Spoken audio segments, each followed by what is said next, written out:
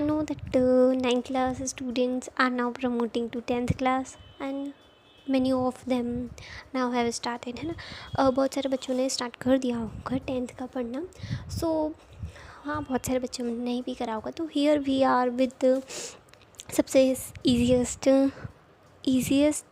Chapter with सबसे easiest subject which is of Hindi, जिसे बहुत सारे बच्चे इग्नोर करते आते हैं पूरे साल भर तक. But believe me, it will help you in your schools. So here we are starting with the first, which is padya. Okay, padya, and the first chapter is साखी. और इनके जो लेखक, जो कवि हैं, वो कौन है? कबीर है. ठीक है. इसमें ये साखियाँ दे रखी है हमें, 8 साखियाँ हैं.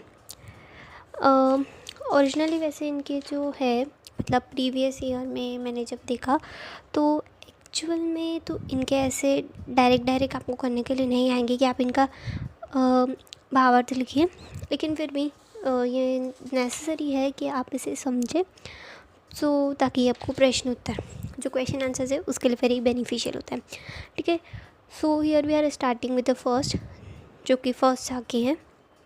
द फर्स्ट साखी इज़ ऐसी बानी बोलिए मन का पाखोई, अपना तन शीतल करे औरन को सुख होई, कबीरा औरन को सुख होई.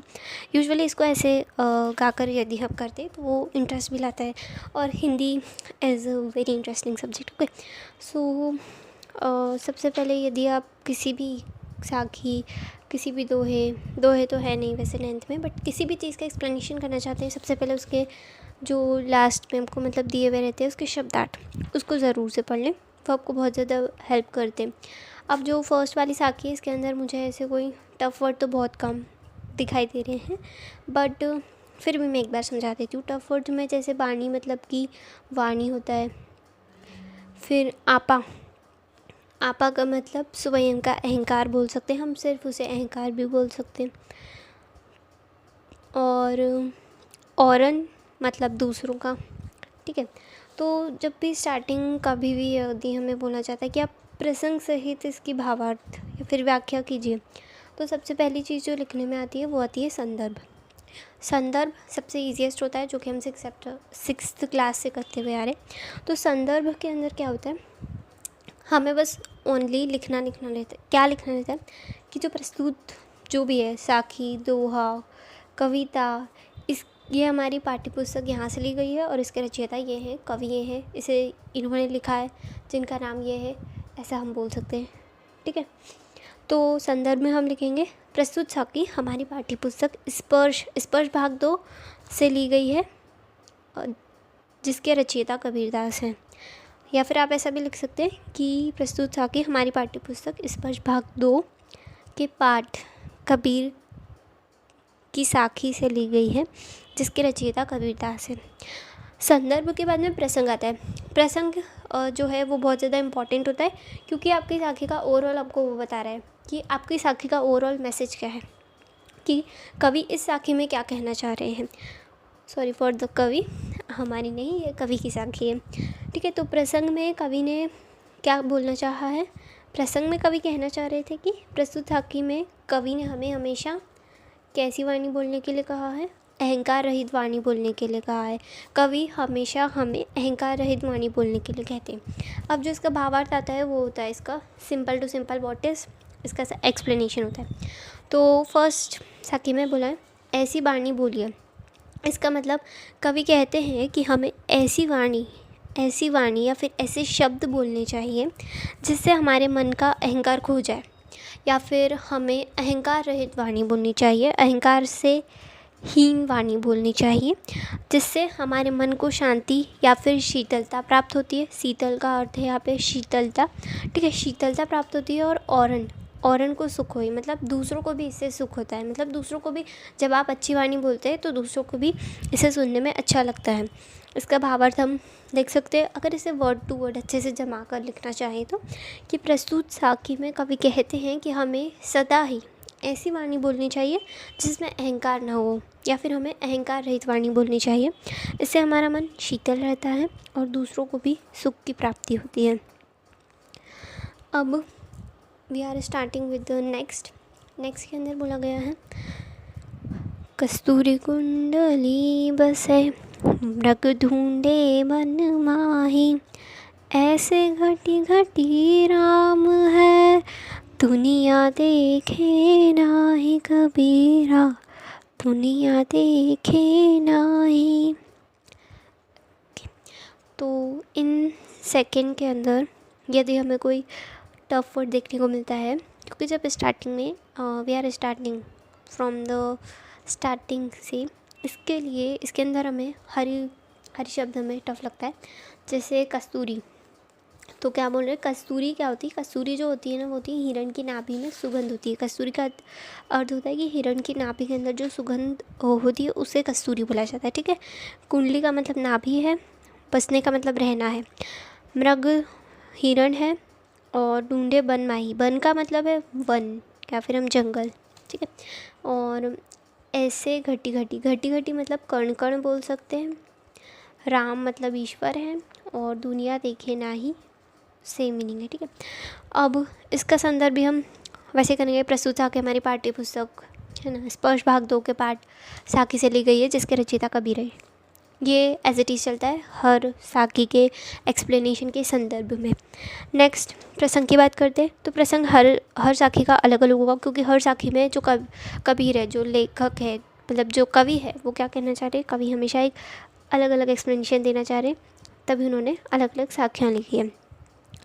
तो दूसरी साखी में कवि बोल रहे हैं कि प्रस्तुत साखी में कवि बोलते हैं, या कवि ने मृग के उदाहरण से मनुष्य की भक्ति की स्थिति को दर्शाया है।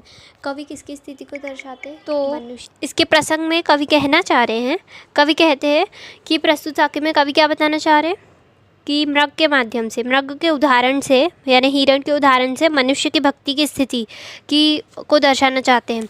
तो इसका जो भावार्थ है, प्रस्तुत साखी में कवि क्या बोल रहे हैं, कवि कहते हैं कि देखो, जो हिरण है उसकी नाभि में कस्तूरी एक प्रकार की सुगंध है, ये उसकी नाभि में बसती है या फिर उसकी नाभि में ही रहती है, लेकिन फिर भी जो वो हिरण है वो व्याकुलता या फिर अधीरता के कारण और उस जो सुगंध है उसको पाने के कारण पूरे जंगल में घूम जाता है, लेकिन फिर भी उसको वो सुगंध नहीं मिल पाती है, और वो यह नहीं समझ पाता है कि वो जो सुगंध है वो उसके खुद की नाभि में ही है। इसी प्रकार कण कण या फिर हम सभी के मन में ईश्वर है, लेकिन फिर भी जो दुनिया है वो उनको अपने अंदर नहीं देखती, अपने आसपास नहीं देखती, लेकिन वो कैसे स्थलों में, मतलब लेकिन वो कौन से, लेकिन वह कहाँ पर देखती है? धार्मिक स्थलों पर देखती है। जो भी हमारे धार्मिक स्थल होते हैं वहाँ पर जाकर लोगों को ऐसा लगता है कि उन्हें ईश्वर की प्राप्ति होगी। असल चीज़ है जो वो समझ नहीं पाते, ये है कि ईश्वर हमारे अंदर होते हैं, ठीक है। तो मैं इसका एक बार भावार्थ कर देती हूँ। प्रस्तुत साखी में कवि कहते हैं कि कस्तूरी हिरण की नाभि में सुगंध होती है, ठीक है, लेकिन फिर भी वो सुगंध से मोहित होकर या फिर व्याकुल होकर, उससे आकर्षित होकर उसको पूरे वन में ढूंढता है। इसी प्रकार भगवान मनुष्य के हृदय में वास करते, वो प्रत्येक कण कण में बसे हुए हैं, लेकिन फिर भी मनुष्य भगवान को धार्मिक स्थलों जैसे मंदिर या मस्जिदों में ढूंढता है। अतः हमें भगवान को अपने भीतर ही खोजना चाहिए, ये इनका उद्देश्य है। ये जो अपनी जो मॉरल देना चाह रहे हैं अपनी इस साखी का, ये वो कवि का उद्देश्य है, ठीक है। थर्ड वाली, जब मैं था तब हरि नहीं, अब हरि है मैं नाही, सब अंधियारा मिट गया, जब दीपक देखिया माही कबीरा, जब दीपक देखिया माही। इसका संदर्भ अपन एज इट इज़ करेंगे, जो अपन स्टार्टिंग से करते आ रहे हैं। नेक्स्ट इसका प्रसंग आता है, और प्रसंग से पहले इसका अपन टफ वर्ड देखते हैं। टफ वर्ड में इसके अंदर मैं का अर्थात मुझे से नहीं है, मैं का अर्थात अहंकार से है, ठीक है। मैं का अर्थ अहंकार से है। फिर माही का मतलब मुझे है, ओके। और इसका प्रसंग में क्या बोलना चाह रहे हैं कवि प्रस्तुत साखी में ये बोलना चाह रहे कि जो मनुष्य है उसके शरीर में जब कौन वास करता है, जब उसके शरीर में, उसके हृदय में अहंकार होता है तो ईश्वर नहीं वास कर सकते, लेकिन जब ईश्वर होते तो अहंकार नहीं होता है। यही इनका उद्देश्य है। ठीक है, मतलब प्रस्तुत साखी में कवि कहते हैं कि मनुष्य के हृदय में या फिर शरीर में एक ही चीज़ बस सकती है, या तो अहंकार या तो भगवान अर्थात हरि। इसका भावार्थ में वही बताना चाह रहे हैं। कवि कहना चाह रहे हैं कि जब मेरे मन में मैं मतलब कि अहंकार था, तो मेरे मन में ईश्वर वास नहीं करते थे, लेकिन अब मेरे मन में हरि है, ईश्वर है, और मेरा जो अहंकार है वो मिट चुका है। अब मेरे अंदर अहंकार नहीं है, इसके लिए मेरे मन में ईश्वर वास करते हैं। फिर बोलते हैं कवि ये बताना चाह रहे अंधेरे को कवि ने क्या बताया है, अंधेरे को कवि किससे रिलेट करना चाह रहे, अहंकार से। अंधेरा और अहंकार एक समान है कवि के लिए, ठीक है, और दीपक और ईश्वर एक समान है। तो ये कहना चाह रहे कवि कि जब मैंने किसको देखा, जब मैंने ईश्वर के रूप के दीपक को देखा, तो मेरे मन में जो अहंकार का अंधेरा था वो मिट गया। इसका भावार्थ मैं कर देती हूँ एक बार। प्रस्तुत साखी में कवि कहते हैं कि जब तक मनुष्य के मन में मैं अर्थात अहंकार होता है तब तक उसके हृदय में हरि नहीं रह सकते, लेकिन जब मनुष्य के हृदय में हरि होते हैं तो उसके हृदय में अहंकार नहीं होता है। ठीक वैसे ही जैसे दीपक के जल जाने से सारा अंधकार मिट जाता है। अंधकार मतलब कि अंधेरा, अर्थात अंधकार अहंकार है और दीपक भगवान है। तो व्यक्ति के हृदय में एक समय में एक ही चीज़ का वास हो सकता है, एक ही चीज़ रह सकती है। ओके, फोर्थ वन, बिरह भुवंगम तन बसे, फोर्थ वन इज सुखिया सब संसार है, खाए अरु सोवे, दुखिया दास कबीर है, जागे अरु रोवे, कबीरा जागे अरु रोवे। संदर्भ एज इट इज, और इसका जो कोई सा इसके अंदर टफ वर्ड नहीं है, इसके अंदर कोई भी टफ वर्ड नहीं है। खाए का मतलब खाना है और अरु का मतलब और है, ठीक है। इसका भावार्थ है, प्रसंग देखते पहले। प्रसंग में कवि क्या बोल रहा है, प्रस्तुत साखी में कवि ने संसार को सुखी बताया है यानी कि अज्ञानी, और स्वयं को ज्ञानी बताया या फिर स्वयं को दुखी बताया। तो भावार्थ है, प्रस्तुत साखी में कवि क्या बोल रहे हैं कि जितना ये जो पूरा संसार है, जो सांसारिक दृष्टि से जो पूरा संसार है वो क्या है, सुखी है। क्यों सुखी है, क्योंकि वे खाते हैं और सो जाते हैं, और वह किस में, मतलब खाने और सोने में ही व्यस्त है। उनको यह लगता है कि ये जीवन का उद्देश्य है, वे केवल खाते हैं सो जाते हैं, इसके लिए वो सुखी है। लेकिन जो कबीर है ना, कबीर वो दुखी है। अब कबीर दुखी क्यों है, कबीर दुखी इसलिए है क्योंकि वे मनुष्य की ऐसी स्थिति को देखते हैं कि मनुष्य केवल खाता है और सो जाता है। तो इस स्थिति को देख के जो मनुष्य मतलब कबीर हैं उन्हें बुरा लगता है, मतलब उन्हें दुख होता है, उन्हें पीड़ा होती है, इस वजह से वो रोते हैं। क्योंकि जो कबीर है वे जो है वे जीवन के असली उद्देश्य को जानते हैं। इसका भावार्थ मैं करती हूँ। प्रस्तुत साखी में कवि कहते हैं कि सारा संसार सुखी है, वो खाता है सो जाता है, अर्थात वह अज्ञानी है, वह जीवन के उद्देश्य को नहीं समझ पाता है।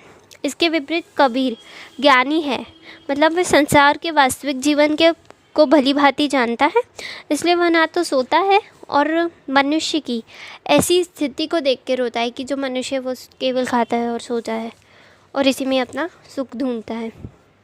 फिफ्थ वन इज बिरह भुवंगम तन बसै, मंत्र न लागे कोई, राम वियोगी ना जीवै, जीवै तो बोरा होई, कबीरा जीवै तो बोरा होई।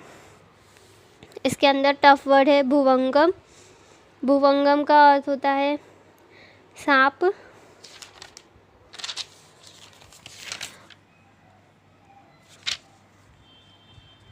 मंत्र राम वियोगी, वियोगी का मतलब होता है बिछड़ने का दुख। बौरा का मतलब होता है पागल। ठीक है, अब संदर्भ एज इट इज प्रसंग। प्रसंग मतलब प्रस्तुत साखी में कवि क्या बोलना चाह रहे हैं, उनका उद्देश्य क्या है। मेन उद्देश्य प्रस्तुत साखी प्रसंग के अंदर बताई जाती है। हम क्वेश्चन आंसर्स में भी यूज़ कर सकते हैं, बहुत ज़्यादा बेनिफिशियल होता है। तो प्रसंग, प्रस्तुत साखी में कवि कहते हैं कि राम या ईश्वर या हरि से बिछड़ने का दुख जो है मेरे मन में, मेरे शरीर में इस तरह मतलब घर में घुसे सांप की तरह है, जो किसी मंत्र से भी नहीं निकल सकता है। ठीक है, ऐसा हो चुका है कि मतलब घर में घुसे सांप की तरह हो चुका है, जो किसी भी मंत्र से नहीं निकल पाएगा। इसका भावार्थ है कि देखो, जो कहते हैं कि मेरे मन में राम से बिछड़ने का दुख कैसा है, घर में घुसे सांप की तरह है, जिसको कोई भी मंत्र नहीं निकाल सकता है, जिसको कोई भी मंत्र नहीं निकाल पाएगा, क्योंकि मुझे ईश्वर से दूर होने का दुख हो रहा है। इसके लिए ये एक ऐसी पीड़ा है, ये एक ऐसी पीड़ा है जिससे कोई भी दूर नहीं कर सकता है। उसके अगली लाइन में कवि क्या बोलते हैं कि राम से जो बिछड़ने का दुख, जो मतलब जो राम से जो बिछड़ने का दुख जिस इंसान के मन में होता है, मतलब जो इंसान राम से बिछड़ जाता है वो जी नहीं पाता है, और अगर वह जीता भी है ना तो पागल सा हो जाता है। इसका मैं भावार्थ करती हूँ। प्रस्तुत साखी में कवि कहते हैं कि मेरे मन में राम से बिछड़ने का दुख घर में घुसे सांप की तरह है, जिसे कोई भी मंत्र नहीं निकाल सकता। इसके पश्चात यानी इसके बाद में कवि कहते हैं कि राम के वियोग में रह के कोई भी नहीं जी सकता, यदि वह जीता भी है तो पागल हो जाता है, अर्थात वह ईश्वर के विरह में पागल जैसा हो जाता है। विरह का अर्थ होता है दुख या बिछड़ने का गम। 6th वन, निंदक नेड़ा राखिए आंगन कुटी बंधाई, बिन साबन पानी बिना निर्मल करय सुभाई कबीरा, निर्मल करय सुभाई। इसके अंदर जो टफ वर्ड्स हैं, निंदक हमारी निंदा करने वाला, बुराई करने वाला। नेड़ा मतलब निकट यानी कि पास में रखना चाहिए, और साबन का मतलब साबुन से है। पानी यानी कि पानी है, और निर्मल का मतलब शुद्ध से, शुद्ध करने से है, और कर देना, हाँ कर देता है, शुद्ध कर देना, जो पूरा है। निर्मल करे सुभाई यानी शुद्ध कर देता है। संदर्भ एज इट इज़ प्रसंग, है ना। प्रस्तुत साखी में कवि कहते हैं कि हमें हमारी निंदा करने वाले या फिर निंदक को अपने पास रखना चाहिए, जिससे बिना साबुन और पानी के इस्तेमाल से के बिना हमारा मन निर्मल हो जाता है, हमारा तन शीतल हो जाता है, निर्मल हो जाता है। इसका भावार्थ ये है कि देखो, कवि बोल रहे हैं कि निंदक, हमें हमारी बुराई करने वाले व्यक्ति को हमारे पास में रखना चाहिए, और अगर संभव हो तो उसके लिए आंगन में, आंगन मतलब कि घर के बाहर जो जगह होती है वहाँ पे हमें उसके लिए कुटिया बनवा लेनी चाहिए, उसके लिए रहने का निवास बनवा लेना चाहिए। अब कवि ऐसा क्यों बोलते हुए सेकंड लाइन में समझाते हुए बोलते कि हमें ऐसा इसलिए कर देना चाहिए क्योंकि यदि निंदक हमारे पास, हमारे घर में रहता है तो उससे क्या मिलता है, हमको हमारी बुराई जानने का अवसर मिलता है। फिर हम उसे बिना पानी और साबुन के अपने शरीर को धोए बिना हम क्या कर सकते हैं, हमारी बुराई को नष्ट कर सकते हैं। इसका मैं भावार्थ करती हूँ। ऐसे वर्ड टू वर्ड जो इसका भावार्थ है, ये ज़्यादा लिखने में, ये यदि हम लिखते हैं तब जाके मार्क्स मिलते। एज इट इज़ अगर हम वर्ड टू वर्ड उसे एक्सप्लेन करते हैं कि जैसा हमने समझा है उस टाइप से हम अगर एग्ज़ामिनर को समझाने जा रहे हैं तो ये थोड़ा सा मतलब अपनी लैंग्वेज में इतना ज़्यादा नहीं जा सकते। इसके लिए एक प्रॉपर लैंग्वेज के साथ में मैं एक भावार्थ बताना चाहती हूँ। तो भावार्थ क्या है इसका, प्रस्तुत साखी में कवि कहते हैं कि हमें निंदा करने वाले व्यक्ति को अपने पास रखना चाहिए, उसके लिए आंगन में घर बनवाना चाहिए, अगर संभव हो तो हमें उससे, या फिर उससे कौन है, निंदा करने वाले से डरना नहीं चाहिए। यदि हम ऐसा करते हैं तो हमें अपनी बुराई दूर करने का अवसर मिलता है, अगर हम उसके लिए घर बनवाते हैं, ठीक है, और उसको अपने पास में रखते हैं तो हमको अवसर मिलता है, जिससे स्वभाव निर्मल हो जाता है, मतलब बिना साबुन और पानी के हृदय की सफाई हो जाती है। ये थोड़ा सा एग्ज़ामिनर जब इसको पढ़ने जाएंगे तो उन्हें थोड़ा पढ़ने में अच्छा लगेगा, तो ये इसमें मार्क्स मिलने के चांसेस होते हैं। बाकी अगर हम एक्सप्लेनेशन की बात करें, जब हमें खुद समझना है तो हम हमारे मन से अपने आप को समझा सकते हैं, बट एक बार इसका जो फॉर्मेट है कि इसको किस तरह से लिखा जाए उसको समझना भी ज़रूरी है। 7th वन इज पोथी पढ़ी पढ़ी जग मुआ, पंडित भया न कोई, एक शीर पीव का, पढ़े सुपंडित होए कबीरा, पढ़े सुपंडित होए। इसके अंदर पोथी का अर्थ क्या है? पुस्तकें हैं। पढ़ी मतलब कि पढ़ना है। मुआ मतलब मरना है। मुआ का मतलब है मरना। पंडित यानी ज्ञानी। भया यानी होना। और अशीर अक्षर। पीव यानी प्रेम। ठीक है। संदर्भ एज इट इज़ जैसा पहले लिखा है। प्रसंग, प्रस्तुत साखी में कवि ने पुस्तक ज्ञान को महत्व नहीं देकर ईश्वर से प्रेम को महत्व दिया है। इसका भावार्थ मैं एक्सप्लेन करती हूँ। मतलब कवि क्या बोल रहे हैं कि पोथी यानी पुस्तकें पढ़ पढ़ कर जग मरता जा रहा है, संसार के लोग मरते जा रहे हैं, लेकिन कोई भी ज्ञानी नहीं हो पा रहा है, कोई भी असल ज्ञानी नहीं हो पा रहा है। अब क्यों नहीं हो पा रहा है? क्योंकि जो कवि है उनका मानना ये है कि जो भी व्यक्ति केवल एक भी अक्षर या फिर इसको बोलते हैं 2.5 अक्षर भी प्रेम का पढ़ लेता है, जो इंसान ईश्वर से प्रेम का जो 2.5 अक्षर पढ़ लेता है ना, वही इंसान असली ज्ञानी कहलाता है। इसका भावार्थ बताती हूँ। प्रस्तुत साखी में कवि कहते हैं कि पुस्तकें पढ़ पढ़ कर जग मरा जा रहा है, लेकिन कोई भी ज्ञानी नहीं हुआ है। फिर कवि कहते हैं कि जिसने भी भगवान के प्रति प्रेम का एक अक्षर या फिर 2.5 अक्षर भी समझ लिया है, वही ज्ञानी है। अर्थात ऐसे व्यक्ति को सभी से प्रेम हो जाता है और वह असली ज्ञानी कहलाता है। 8th लास्ट, हम घर जाले अपना, लिया मुराड़ा हाथी, अब घर जालो दास का, जे चले हमारे साथी कबीरा, जे चले हमारे साथी।